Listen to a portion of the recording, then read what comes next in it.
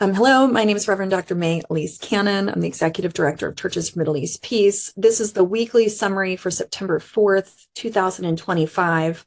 I was just mentioning to the staff, it's hard to fathom that we're at day 600. I thought it was 698. It's day 699, which is hard to fathom. And I said in one of the daily updates this week, it's hard to talk about this every day. Can you imagine if we were in Gaza and had to live through it?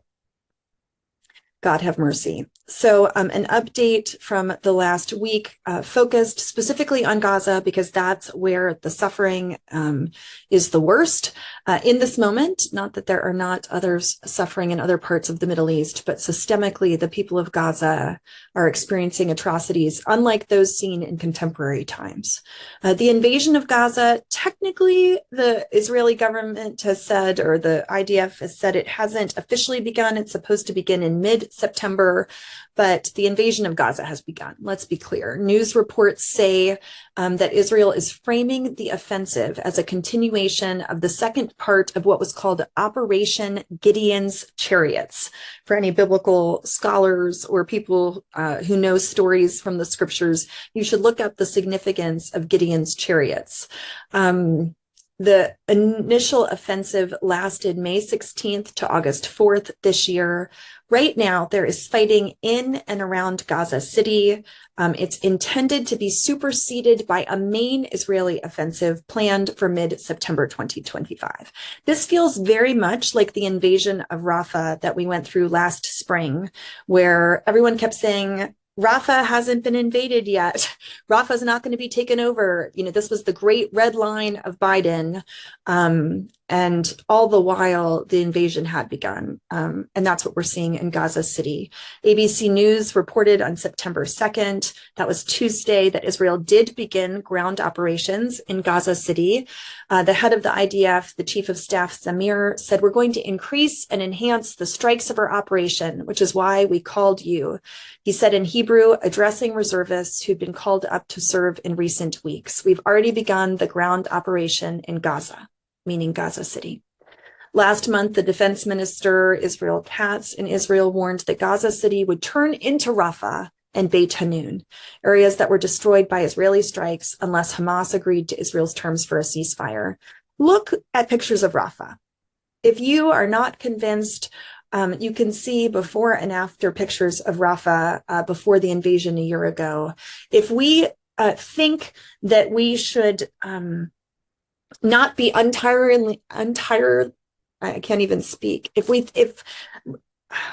May we not sleep. You know, I mean, I know I want us to have good rest and I want people to be healthy. This situation is so catastrophic that our work has never been more important.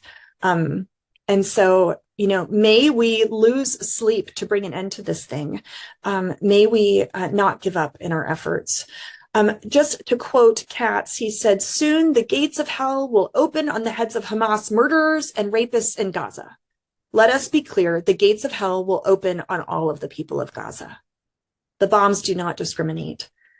Katz said until they agree to Israel's conditions for ending the war, primarily the release of hostages and their disarmament, if they do not agree, Gaza, the capital of Hamas, will become Rafah and Beit Hanun, exactly as promised, so it will be.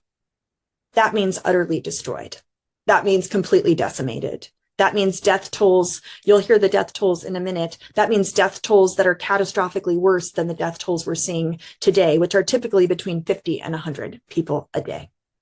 Israeli military commanders are struggling to find reservists to carry out this planned offensive. More than 30 officers and soldiers told that to the Wall Street Journal. A security source estimates that 70,000 to 80,000 people have been displaced from Gaza City in a 72-hour period. This was reported on Wednesday, 70 to 80,000 people. There were roughly 600 to 800,000 in the north of Gaza, so you have several hundred more to go. There was a plan to evacuate the north of Gaza. And remember, these people are malnourished. Many of them are starving. And some people, or at least what has come to mind and what we've been talking about with the CMEP staff, is that this could become a trail of tears where people are too weak and hungry and dejected to survive if they are transferred yet again. There's been significant discord this week in Israel between the chief of staff, Zamir, and Netanyahu. Zamir actually does not want to pursue this attack. He does not want to pursue this strategy. He thinks it will cost too much in terms of Israeli lives. He thinks that the Israeli military doesn't have the numbers and the sustainability to be able to carry this out. He potential risks to 48 hostages remaining in Gaza and to the troops on the ground, and raised objections. The chief of staff of the military who's carrying this out is raising objections to Netanyahu about the humanitarian ramifications of the displacement of the 1 million Palestinians that would result from this offensive. Israel is set to pause airdrops of aid over Gaza City and to reduce the entry of relief trucks to the area ahead of a planned major offensive. 2 weeks ago, famine was declared in North Gaza, and it was said by the end of September that a third of the North Gazan population would be in category 5 in terms of hunger, and Israel is reducing the amount of relief allowed into the north of the Strip. This is a man-made catastrophe that can be brought to an end. And we all have a role to play in seeking to do that. In terms of deaths, Israeli fire yesterday killed 113 Palestinians. 33 of them were seeking food or aid. 304 wounded. 6 people, including 1 child, died from hunger and malnutrition. Tuesday, 76 people were killed. 281 were injured in a 24-hour period of time. 12 people seeking humanitarian aid. 90 injured. As of Tuesday, 13 people, including 3 children, starved to death over a 24-hour period of time. That was reported on Tuesday morning. Across Gaza, at least 361 people have died of malnutrition. That number includes 130 children. Monday, 98 Palestinians were killed in a 24-hour period of time, 404 wounded. The ministry said 46 of those were killed while they were seeking aid. Watch the videos of people seeking aid and tell me that there is not hunger in Gaza. Overall, 2,294 Palestinians have been killed while seeking aid or at aid sites. I would point you to a Religious News Services article that was written about Johnny Moore, who's the head of the Gaza Humanitarian Aid Foundation. He is a pastor. I've known him for many years, and I was quoted in the article essentially beseeching him as a pastor and Christian leader to not let his eyes be blind to what's happening. And he reached out to me that night and said we should meet. Pray that that meeting comes to fruition. Earlier Monday, it was announced that 9 Palestinians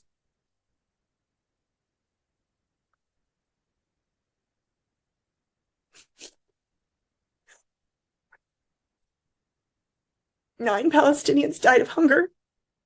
Since the beginning of October 7th, 63,557 Palestinians have been killed. That number is a low estimate. 160,000 have been wounded. Since March 18th alone, 11,426 Palestinians have been killed. On Saturday, 68 Palestinians were killed. In a 24-hour period of time, 15 were seeking aid, 345 wounded. At least 11 Palestinians, including children, were killed in a strike on a bakery in Gaza City.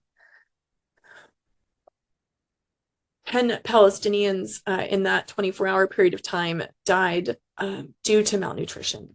3 of them were children. On Friday, Israeli forces killed at least 16 people in Gaza, and the International Red Cross spokesperson said 31 patients, mostly with gunshot wounds, were admitted to the Red Cross field hospital.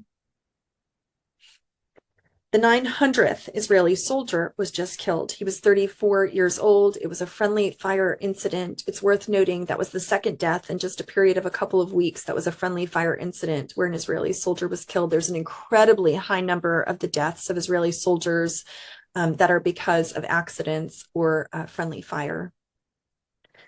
The IDF announced this week that the top Hamas spokesperson, Abu Abeidah, was killed in a western part of Gaza City, and the body of one of the Israeli hostages, Idan Shtivi, who was murdered and abducted on October 7th, was also recovered.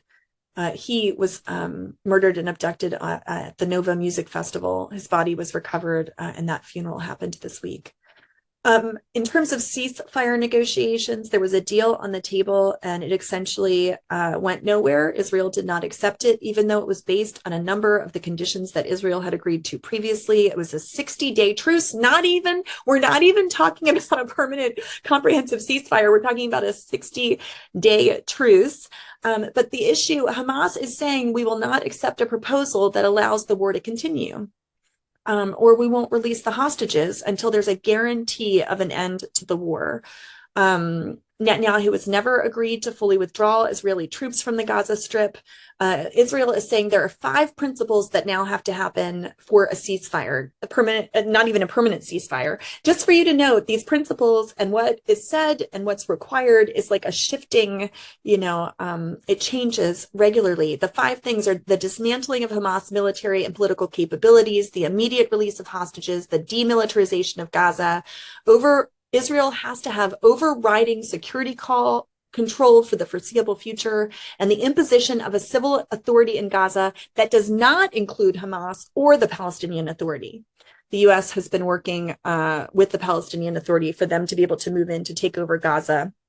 And that contradicts the 5 principles. Israel announced that they were rejecting this deal. It was proposed by Egypt and Qatar. They reiterated their willingness to a comprehensive ceasefire deal after Trump called on Hamas to release 20 living hostages. The families of hostages corrected Trump and said the war will not be over until all 48 hostages are returned home. Israel said that they thought this deal had more spin and contained nothing new. Saturday last week commemorated the 1-year anniversary since the death of the 6 hostages who were killed in the tunnel. And so there have been protests all over Israel. One of the places where there is hope is that the Israeli people increasingly will not allow this to continue. Tens of thousands protested around the country for a deal to release the hostages to bring an end to the war. They are appealing to President Trump. Meanwhile, the occupied West Bank is also in flames. Attacks by Israeli settlers. The far right calls this Judea and Samaria. Israeli forces killed a 25-year-old Palestinian in a military operation. Shin Bet said that they arrested a cell of Hamas militants from the south of the West Bank who allegedly tried to assassinate the National Security Minister Ben-Gvir using explosive drones. Netanyahu has criticized the Israeli police. There were so many protesters at Netanyahu's house. He said that they were going to murder him and that they were acting like fascists. I won't go through the report that I gave earlier. I did this in one of the daily updates about the coercion, subjugation, and domination in the West Bank, 849 checkpoints, the impacts of it. 44% of medical permits are being denied for Palestinians to be able to go to Israel for medical treatment.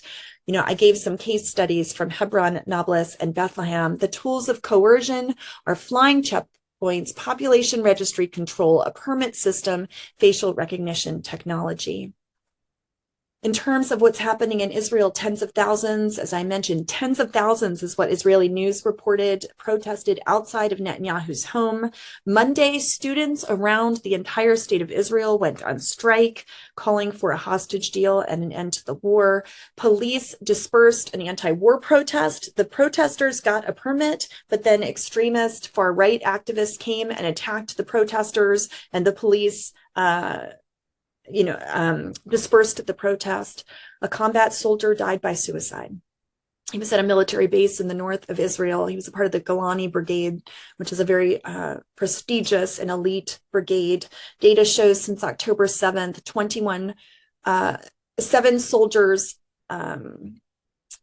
7 soldiers in 2023 died by suicide. In 2024, it was 21 soldiers. This year, 19 soldiers who are serving in the Israeli military have already taken their own lives. Let us not think that it is only Palestinian lives and families that are being devastated by the ongoing atrocities. The decade before the war, the number of suicides in the army was 13 per year. In Lebanon, there were attacks by Israel on the south of Lebanon. Tuesday, Israel dropped 4 drones that dropped grenades. They were very close to UNIFIL, UN peacekeeping forces. There is a ceasefire agreement. which, of course, this is in violation of. Lebanese media reported IDF strikes on the south, and the UN Security Council yesterday voted unanimously to end the deployment of peacekeeping forces in South Lebanon by the end of next year. They said the country is cash-strapped and the army does not have the resources to patrol and protect the area. The big thing in Lebanon is Hezbollah has been told it must disarm. That was a U.S. deal with the U.S. and Lebanon.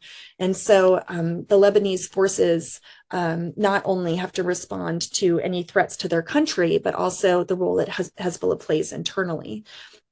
Things have been heating up in relation to Yemen. Yemeni Houthis confirmed that their prime minister was killed this past week alongside of a number of ministers in the capital city of Sana'a. The Houthis said this happened just during a routine government meeting. It's important to acknowledge the Houthi government is not officially recognized by many international countries, even though it controls Yemen.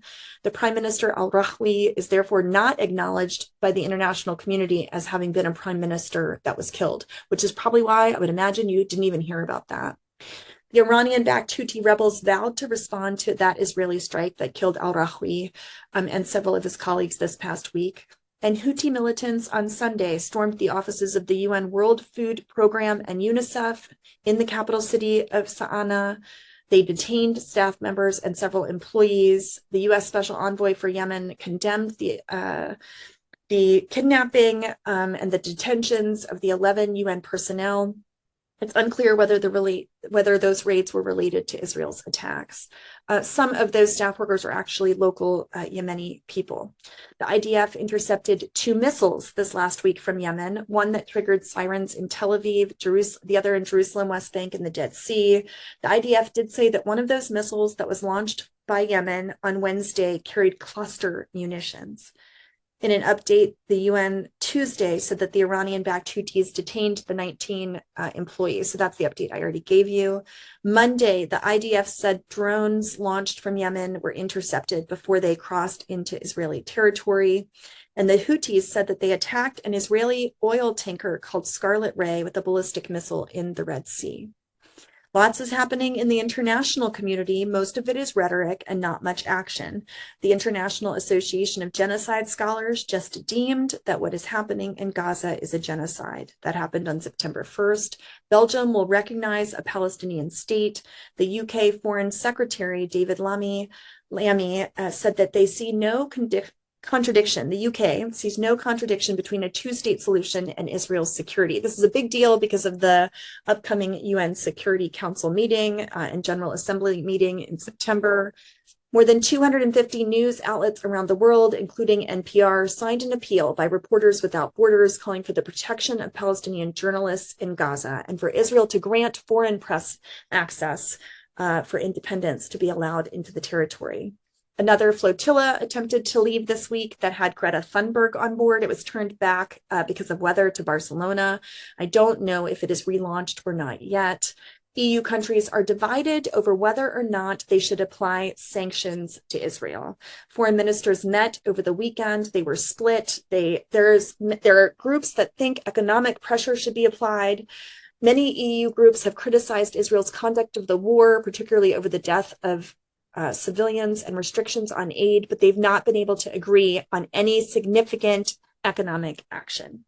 This is where the world is failing. Like, our humanity has failed. We're literally 690 some days into, just remember during World War II, when the UK was bombed, 55 days of direct bombing on the UK was considered catastrophic and something unlike that which the world had ever seen. And we're 699 days into the bombing of a people group where 50 to 100 people die every single day, and we can't come to an agreement about what to do about it. That's not helpful. I apologize. In the US, the Palestinians, the PA and the PLO were denied visas to attend the UN General Assembly. I just learned when this happened with Yasser Arafat, the UN moved their General Assembly meeting to Geneva. I have not heard that in the news at all. I hope to God that there is the possibility that the UN would move the location so that they are taking what's happening to the Palestinians seriously enough.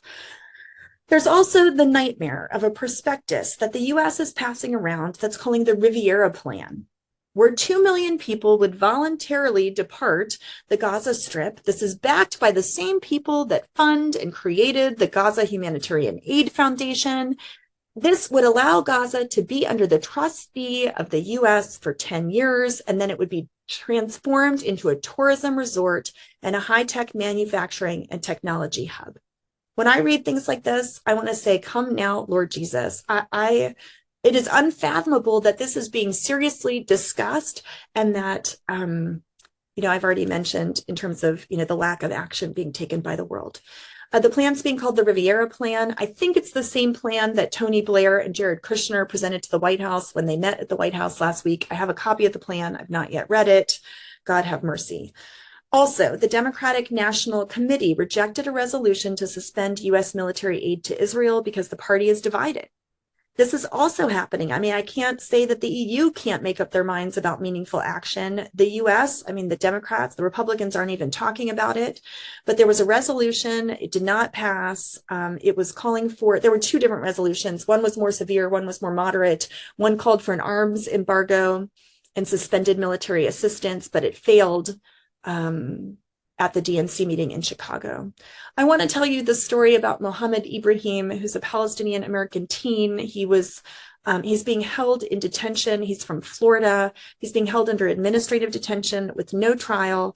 In February 2025, he was 15 years old. Soldiers raided his home in Silwad, where he was arrested. He was blindfolded and handcuffed and taken into custody. He's being held or has been held at Ofer and Megiddo, which are Israeli prisons. His family and advocacy groups state the military court shows that the authorities accuse him of rock throwing. This is from February 2025. I don't know the exact date of his arrest, but there's a movement in the US calling for his release. He's an American citizen without trial being accused of rock throwing, who's being held in Israeli military prisons. Al Jazeera put this in one of their articles. Mohammed Ibrahim is just a normal kid who loves his family and likes photography, his relatives say. But the Palestinian American teenager spent his 16th birthday this past March. He's still in Israeli prison from March, despite protests pleading for his release. His father, Zahar Ibrahim, believes the U.S. government can free Mohammed and end his ordeal with a single phone call. They're probably not wrong. You should know the conviction ratio of children and youth accused of throwing stones in Israel is 99.999%. There's no, I took someone from the prison fellowship to the Ofer prison to watch the court cases, and he said, this is a kangaroo court. The Christian responses, I quoted a couple of times this week, the Latin patriarch, Cardinal Pizzaballa, who said, the important thing is to be honest. The church must stand with those who suffer. Always. The church cannot be neutral. I cannot go to my parishioners in Gaza who are under bombardment and say to them, we are neutral. Despite Israel's order for evacuation in Gaza City, the priests and the nuns and the Christians among the Orthodox and Catholic churches remain. They've continued to care for their community, who have found refuge at the compound of St. Porphyrius and the Holy Family Church. Hundreds have gathered there since the beginning of the war. Cardinal Pizzaballa and Patriarch Theophilus just visited them. And they said in response, it's time to end the spiral of violence, to put an end to war, and to prioritize the common good of the people. And I wanted to close with a verse that someone sent me this week. I didn't know I would need it at the end of this update, but it's from Jeremiah 1:9. Have I not commanded you? Be strong and courageous. Do not be afraid. Do not be discouraged, for the Lord your God will be with you wherever you go. May he be with us in our efforts towards peace. May God go before us in the name of Christ. Amen.